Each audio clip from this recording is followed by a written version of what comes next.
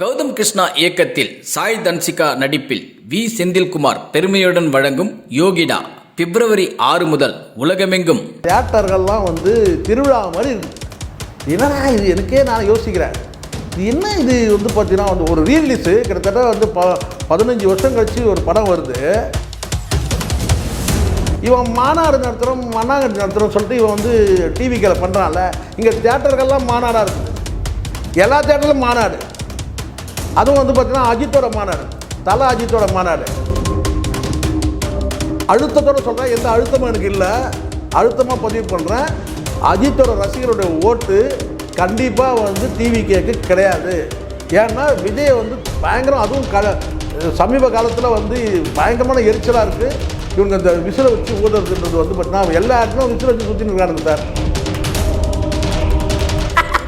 இப்போ என்னாச்சுன்னா இவங்க விசில் அடிக்கிறத பார்த்து சிரிக்கிறா போல ஆயிடுச்சு சார். சிக்னல் நிற்கிறோம் சார், சிக்னல் நிற்கும் போது திடீர்னு ஒருத்தெல்லாம் விசில் வேகமாக ஊதுறான் சவுண்டா. எல்லாரும் திரும்பி பார்க்குறாங்க, திரும்பி பார்த்து சிரிக்கிறாங்க எல்லாரும். இது நல்லா தெரிஞ்சிச்சு, இந்த விசில் தான் இவனுக்கு ஆப்பு.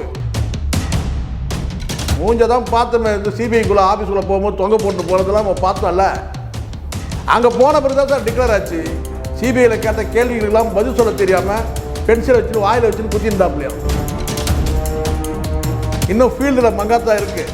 ஃபீல்டுலேருந்து படம் வெளியே போனால் தான் இவங்களுக்கு இந்த படத்துக்கான வாய்ப்பு. இவனுங்க பேசினது இந்த கோல்டு காயின் கும்பல் எவ்வளோ பேசியிருக்கானுங்க கடந்த காலத்தில்.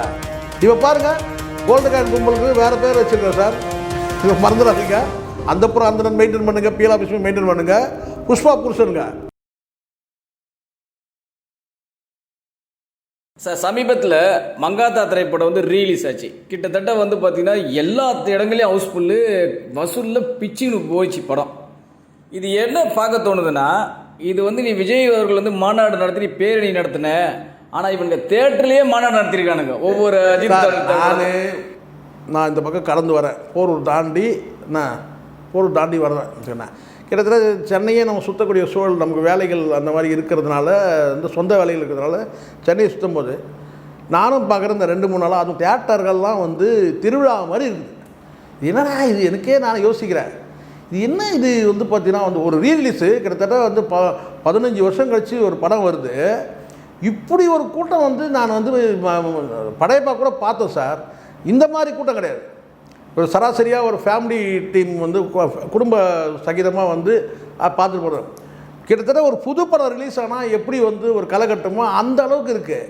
இவன் மாநாடு நடத்துகிறோம் மண்ணாங்கட்டி நடத்துகிறோம் சொல்லிட்டு இவன் டிவிக்கில் பண்ணுறான்ல.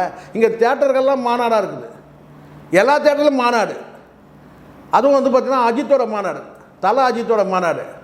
அப்படி தான் நம்ம ஒரு சராசரியாக பார்க்குறதுன்னு கேட்டால் எல்லா தியேட்டரையும் கேட்டு அவ்வளோ நிரம்பி வழியுது கூட்டத்தை. புது படத்தை தான் சார் நான் பார்த்துருக்கேன் இது வரைக்கும். புது படத்தை தான் இப்படி கேட்டான். நானே இதே சொல்கிறேன், இதே விடாமுயற்சியாக நம்ம போனோம், ஆனால் இவ்வளோ கூட்டம் இல்லை. அது குட் பேட் அக்லிக்கு இருந்தது. ஆனால் இது பார்த்திங்கன்னா இந்த படம் 15 வருஷம் கழித்து வரும்போது ஒரு புது படம் அஜித்தோட படம் ரிலீஸ் ஆனால் எப்படி இருக்கும், அப்படி தான் பார்த்தோம். ஆனால் 15 வருஷம் கழித்து அந்த படம் கிட்டத்தட்ட ஒரு பாதி ஜென்ரேஷனுக்கு பிறகு தான் அந்த படமே வருது. ஆனால் அதில் நிற்கிற அங்கே அந்த மக்களை பார்க்கும்போது எல்லாமே 20லேருந்து நான் ஒரு 35-40க்குள்ளே. அப்போ பாதி பேர் பார்த்தீங்கன்னா யங் ஜென்ரேஷன். அப்படி தான் நான் பார்க்குறேன். நான் இல்லை சார், என்னென்னா மொத்தம் 500 ஏக்கரில் 250 ஏக்கர் மட்டும்தான் இவன் ஆக்குபை பண்ணியிருந்தான். அதே மாதிரி இங்கேயும் கூட விக்கிரவாண்டியிலே கூட பார்த்தீங்கன்னா பின்னாடிலாம் இடம் இருந்தது. ஆனால் நான் சொன்னேன், அஜித்தோட மாநாடு, ஒருவேளை அஜித் ரசிகர்களை கூட்டி ஒரு மாநாடு நடத்தினால் கூட அந்த 500 ஏக்கரும் பார்த்தா ஃபுல்ஃபில் ஆகிடும். இவங்க மதுரையில் போட்டது 250 ஏக்கர் தான். 250 ஏக்கர் பேலன்ஸ் விட்டாங்க. ஏன்னா அவ்வளோ பெரிய ஸ்டேஜ் போட முடியாது அப்படின்னா. ஆனால் இவங்க ஏன்னா கூட்டம் பரவலாக காலியாக இருக்கிற மாதிரி ஆகிடும் அப்படி சொல்லி ஏக்கரே 250 ஏக்கர் தான் எடுத்தாங்க. 500 ஏக்கர் இடம் மொத்த இடமும். ஆனால் இவங்க எடுத்தது 250 ஏக்கர் தான் எடுத்தாங்க. காரணம் கேட்டால் பரவலாக கூட்டம் காலியாக இருக்கிற மாதிரி ஆகிடக்கூடாதுன்னு சொல்லிட்டு தான் அவங்க பண்ணாங்க. அட்டி போட்டு அடைச்சி காட்டினாங்க. ஆனால் அதே அஜித் போன்ற பண்ணியிருந்தாருன்னா 500 ஏக்கர் பத்தாது, அவ்வளோ கூட்டம் வர வாய்ப்பு இருக்குது. அதனால தான் மதுரையிலே அஜித் ரசிகர் சொல்கிறாங்க, இந்த அஜித் ரசிகன் விஜய் தொண்டன் போடுறதெல்லாம் நாங்கள் கிடையாது, இவனுங்களே ஆளை செட் பண்ணி போடுறானுங்க. கரெக்டாக சொன்னீங்க, இதுதான் உண்மை. இப்போ கூட ஒருத்தர் தர்மடி வாங்கினா தெரியும்ல, கொண்டு போயிட்டு கொடி எடுத்துன்னு போயிட்டு. உண்மை என்னென்னா இது நீண்ட காலமாக இந்த சதி நடக்குது. என்னென்னு கேட்டால் இவங்களே பேனர் அடித்து வைக்க வேண்டியது. ஒரு 5 பேர் 10 பேர் வந்து ஃப்ரெண்ட்ஷிப் அடிப்படை. இப்போ தெரியல சார், இப்போ ஒரு வீட்டுக்கு 2 பேர் இருப்பாங்கன்னு வச்சுங்களேன்.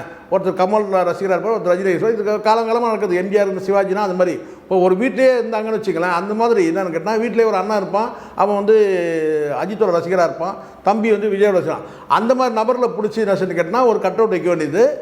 அப்புறம் வந்து பார்த்திங்கன்னா இந்த மீம்ஸை வந்து பார்த்திங்கன்னா வந்து இவர் நெடுஞ்சாலையில் நடந்து வரும்போது கொடி எடுத்துகிட்டு வந்து டிவிக்கு கொடி பிடிச்சி நடந்து வர மாதிரி இப்படி பல காட்சிகளுக்கு அஜித்தும் கூட பார்த்திங்கன்னா சில வார்த்தைகள் வந்து பேசும்போது என்னுடைய நண்பர் விஜய்னு சொல்லும் போது அதெல்லாம் இவங்க சாதகமாக பயன்படுத்திக்கிறாங்க.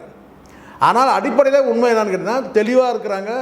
வந்து அஜித்தோட ரசிகர்கள் வந்து தெளிவாக இருக்கிறாங்க.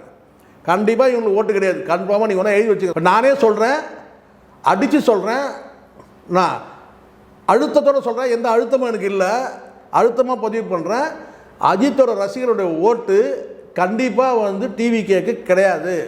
ஏன்னா விஜய் வந்து பயங்கரம், அதுவும் சமீப காலத்தில் வந்து பயங்கரமான எரிச்சலாக இருக்குது. இவங்க இந்த விசிலை வச்சு ஊதுறதுன்றது வந்து பார்த்தீங்கன்னா எல்லா இடத்துலையும் விசிலை வச்சு சுற்றி நிற்கிறானுங்க சார்.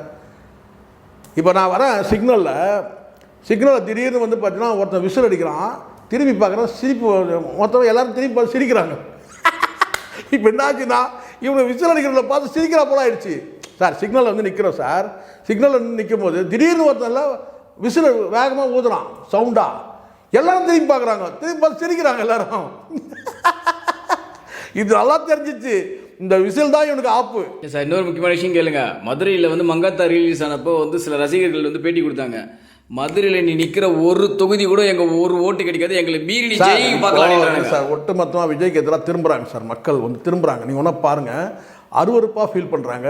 இந்த விஜயோட இந்த விசில் சின்னம் கொடுத்த பிறகு தாறுமாறாக எங்கே எப்படி யூஸ் பண்ணுறதுன்னு தெரியாமல் எல்லா இடத்துலையும் வந்து நீங்கள் விசில் சின்னத்தை காட்டாமல் இவங்க ஊதி வந்து அதை வந்து பண்ணும்போது இப்போ நான் கேட்குறேன், நாதஸ்வரம் கொடுத்தா என்னடா பண்ணியிருப்பீங்க நான் கேட்குறேன். மேலத்தோட போய் வாசிச்சிருப்பாங்க சார், ஊதிருப்பாங்க. இல்லை நான் கேட்குறேன், மேலே கொடுத்தா என்ன பண்ணியிருப்பீங்க, மோளத்துன்னு திரிவீங்களா எல்லாரும்? அப்போது வசதியாக சின்னதாக பேக்கெட் சொல்லி பேக்கெட் வச்சுட்டு எப்போ பார்த்தாலும் விசில் அடிச்சுன்னு திஞ்சுனுக்கிறானுங்க. இப்போ விசில் அடித்தான் குஞ்சுகள் சொல்லி திட்டமிட்டு கொடுத்தா மாதிரி தான் இருக்குது. இது வந்து கண்டிப்பாக வந்து தடையாகும் சார். இந்த சின்னத்துக்கு வந்து தடை கேட்பாங்க. நீங்கள் ஒன்றா பாருங்களேன், இன்னொரு தேதி நெருங்கட்டுமே கண்டிப்பாக வந்துக்கிட்டா ரெண்டாவது கண்ட இடத்துல தாறுமாறாக அடி வாங்குவானுங்க. இது இந்த விசில் சின்னத்தால் கண்ட இடத்துல தாறுமாறாக அடி வாங்குவானுங்க. அதுவும் வந்து ஆதவர்ஜனா இப்படியே பேசியிருந்தான்னு வச்சுங்களேன். ஏன்னா விசிக்கான ஒரு கட்சியே கிடையாது. 40 வருஷம் வந்து உழைச்ச மனுஷன் 40 வருஷம் வந்து கஷ்டப்பட்டு அந்த கட்சியை வளர்த்தா இவன் ஒரு 4 மாதம் அந்த கட்சியில் வந்துட்டு என்ன சொல்கிறான், விசிக்கான ஒரு கட்சியே கிடையாது, அதில் ஒரு 20 பேர் தான் இருக்கிறாங்க, அந்த கட்சியெலாம் வந்து எங்கள் கூட வந்து சேர்ந்தாச்சுன்றானுங்க. இந்த பக்கம் அஜித் வந்து பார்த்திங்கன்னா வந்து ரசிகர்கிட்ட வாங்குறானுங்க, இன்னொரு பக்கம் திருமாவளவன் கும்பல்கிட்ட வாங்க போகிறானுங்க. கன்ஃபார்ம் தெரிஞ்சிச்சு அந்த கட்சி தொண்டர்களும் கொதிப்புகிறாங்க. பத்தாவது இப்போ ஏடிஎம்கில் வந்து பார்த்தீங்கன்னா வந்து போகிற வரவங்களாம் அடிப்பான்னு நினைக்கிறேன். இனிமேல் மொத்தம் தற்கொலை கும்பல் வந்து செம்ம அடி வாங்க போகுது. இப்போ கூட தைரியம் இல்லை சார் அவனுக்கு தனித்து போட்டியிட சொல்லுங்கள் சார். அவனை பார்க்கலாம் சொல்லணுமா இல்லையா சார்? தனித்து போட்டியிட சொல்லுங்க பார்க்கலாம். இப்போ கூட அந்த தைரியம் வரல. ஆனால் வந்து இவர் வந்து நான் பயப்படுற ஆளா நாங்கள் எங்களை பார்த்தா பயப்படுற மாதிரி தெரியுதா? எல்லாமே மூஞ்சதான் பார்த்தோமே. இந்த சிபிஐக்குள்ளே ஆஃபீஸுக்குள்ளே போகும்போது தொங்க போட்டு போகிறதெல்லாம் நம்ம பார்த்தோம்ல. அங்கே போன பிறகு தான் சார் டிக்ளேர் ஆச்சு. சிபிஐயில் கேட்ட கேள்விகளுக்கெல்லாம் பதில் சொல்ல தெரியாமல் பென்சிலை வச்சுன்னு வாயில் வச்சுன்னு குத்திருந்தாப்லையும். எப்படி இந்த எக்ஸாமில் போனால் எப்படி வந்து ஹாலில் போய் உட்காந்தோடனே கொஸ்டின் பேப்பர் பார்த்தோடனே என் கண்ணுலாம் ஒருத்தர் சொல்லுவான், கொஸ்டின் பேப்பர் பார்த்த உடனே அந்த ரூமாக இருட்டாயிடுச்சுன்னுவானுங்க. அந்த மாதிரி வந்து கேட்டால் அந்த பேப்பரை கொடுத்த உடனே பார்த்தீங்கன்னா வந்து இருட்டாயிடுச்சு ரூமே. எனக்கு பேனாவை வந்து பென்சிலை வந்து வாயில் குத்தி இருந்துட்டு பதில் சொல்ல தெரியாமல் இங்கே வந்துட்டு நான் வீரவாசனம், நான் பயப்படுற ஆளா நான், நீயே கேள்வி நீயே பதில். ஆனால் பயம் முகத்தில் தெரியுதா இல்லையா? இல்லை சார், இதெல்லாம் பார்க்கும்போது என்ன தோணுதுன்னா அஜித் ரசிகரோட படை பலம், அஜித் ரசிகர் எவ்வளோ செல்வாக்கு இருக்குன்றது இந்த மங்காத்தா கற்றுக்கிட்டு இருப்பாங்க. இப்போ இவங்களுக்கு என்னென்னா இப்போ இந்த ஒரு வேளை நான் சொல்கிறேன் பாருங்க, இப்போ இந்த தீர்ப்பே மாறி படத்தை ரிலீஸ் பண்ணுற மாதிரி ஒரு என்ன சொல்கிற ஒரு யூகமாக தான் சொல்கிறேன் நான். என்ன ஒரு வேளை இந்த தீர்ப்பே சாதகமாக வந்து படத்தை ரிலீஸ் பண்ண ரிலீஸ் பண்ணியிருக்க மாட்டானுங்க. ஏன் சொல்லுங்கள்? மங்காத்தா ரிலீஸ் ஆகும்போது நம்ம பண்ணோம்னா நம்ம படம் ஓடாது அப்படின்னு சொல்லி மங்காத்தா போகட்டும் அப்படின்னு நினைப்பானுங்க. அது ஒரு தீர்ப்பு ஒரு வகையில் பார்த்தீங்கன்னா இவங்களுக்கு வந்து கேட்டால் தனி நீதிமன்ற நீதிபதி மீண்டும் விசாரிக்கணும்னு சொல்கிறது ஒரு வகையில் பரவாயில்ல தப்பிச்சிட்டோம், மங்காத்தா கிட்ட நம்ம தப்பிச்சிட்டோம் அப்படின்னு நினைப்பானுங்க. இதுதான் உண்மை. இல்லை இப்போ என்னென்னா இவர் மாநாடு நடத்தினாலும் இங்கே என்ன கூட்டத்தை கூட்டினாலும் இங்கே தனியாக ஒரு சிங்கம் வந்து இருக்குதுன்றத அதை சொல்லுவாங்கல்ல, உச்சம்னு சொல்கிறாருல்ல, இந்த உச்சத்துக்கெல்லாம் தாத்தம் ஒருத்தர் இருக்கான்றதை நீங்கள் நிரூபிச்சிட்டாங்க. உச்சத்துக்கெல்லாம் உச்சம் ஒன்று இருக்குது, இது அங்கே ஒரு மிச்சமாக ஒன்று இருக்குது, இது அங்கே போக முடியாது, கிட்ட நெருங்க முடியாது. நான் இங்கே ரஜினியோட ரசிகர்கிட்ட கூட போதிடுவாங்க, கிட்ட போய் நெருங்கிடுவானுங்க. ஏதோ ஒரு தற்கொலை பேசலாம் பாருங்க, நான் ரஜினி ரசிகர்கிட்ட கூட நெருங்கிடலாம், ஆனால் இந்த சைடில் போக முடியாது அப்படின்றது. தேதி இன்னும் நாட்கள் இருக்குது, நெருங்கும் போது தெரியும். அது வந்து அஜித்தோட வந்து வீரியம் என்னன்றது தெரியும். ரசிகர்கள் தெளிவாக இருக்கிறாங்க. அஜித்தே சொன்னால் கூட வந்து பார்த்தீங்கன்னா அஜித் ரசிகர்கள் வந்து பார்த்தீங்கன்னா வந்து இவனுக்கு ஓட்டு போடுவாங்க. கடந்த காலத்தில் இவங்க பண்ண அந்த அத்தனை சேட்டையும் எனக்கு ஞாபகம் வருது. எப்படி இப்போ நேருக்கு நேர் படத்தை ரிலீஸ் பண்ணது, இதெல்லாம் நிறைய இருக்குல்ல சார். சாலினி அசிங்கமாக பேசியிருக்காங்க சார். ஆமாம் ஏன் சார் இவ்வளோ ஏன் சார் போகிறீங்க? இவனுங்க பேசின இந்த கோல்டு காயின் கும்பல் எவ்வளோ பேசியிருக்கானுங்க கடந்த காலத்தில். இப்போ பாருங்கள், கோல்டு காயின் கும்பலுக்கு வேறு பேர் வச்சுருக்கேன் சார், இது மறந்துடாதீங்க. அந்தப்புறம் அந்த மெயின்டைன் பண்ணுங்கள், பிஎல் ஆஃபீஸ் மெயின்டைன் பண்ணுங்கள். புஷ்பா புருஷனுங்க, இது நான் வச்சுருக்கிற பேர் என்னென்னா புஷ்பா புருஷனுங்க. யார் இந்த வலைபேச்சில் இருக்க புஷ்பா புருஷனுங்க பேசுனதெல்லாம் கடந்த காலத்தில் கொஞ்சம் நெஞ்சம் கிடையாது. விஜயை தூக்கி அஜித்தை கீழே தள்ளினதெல்லாம் எவ்வளோ இருக்குது கடந்த காலத்தில் மறந்துட்டோமா நம்ம. ஸோ வலைபேச்சு புஷ்பா புருஷனுங்க வந்து பேசுறது கொஞ்சம் நெஞ்ச பேச்செல்லாம் கிடையாது. சரி சார், பொறுத்திருந்து பார்ப்போம். எனக்கு தெரிஞ்சது என்னன்னா அஜித் ரசிகர்களுடைய படைபலத்தை இப்போ நிரூபிச்சிருப்பாங்க. இவனுக்கு கண்டு பயந்து ஓடிட்டு இருக்கானுங்க. இப்போ இவ்வளோ ஓட்டு இருக்கு, என்ன பண்ணுறது. இந்த தீர்ப்பு வந்து சார் எதிரான தீர்ப்பாக இருந்தால் கூட நான் படக்குழுக்கு வந்து ஜனநாயகன் படக்குழுக்கு இந்த தீர்ப்பு வந்து எதிரான தீர்ப்பு இருந்தாலும் ஒரு பக்கம் அவங்களுக்கு வந்து பார்த்தீங்கன்னா சாதகமான தீர்ப்பு. ஏன்னு கேட்டிங்கன்னா படத்தை இன்றைக்கே ரிலீஸ் பண்ணணும்னு சொன்னால் கூட நாளைக்கு அவனுக்கு பண்ண மாட்டானுங்க. ஏன்னா மங்காத்தா இருக்குது, இன்னும் ஃபீல்டில் மங்காத்தா இருக்குது. ஃபீல்டுலேருந்து படம் வந்து வெளியே போனால் தான் இவங்களுக்கு வந்து இந்த படத்துக்கான வாய்ப்பு. அப்போ ஒரு வகையில் இந்த தீர்ப்பு வந்து பார்த்தீங்கன்னா வந்து பாதகமாகி இன்னும் தனி நீதிமன்றம்லாம் விசாரணைலாம் பண்ணுறதுக்கு ஒரு வகையில் இவங்களுக்கு சாதகம் இது. ஏன்னா மங்காத்தாவோட போட்டியிட முடியாது. இது யாரை யோசிக்கிற இந்த ஆங்கிளில் நம்ம தான் யோசிக்கிறோம். இது போல பல வீடியோக்களை கண்டு மகிழ எங்களது ரீசன்ட் வாய்ஸ் சேனலை மறக்காம சப்ஸ்கிரைப் பண்ணுங்க.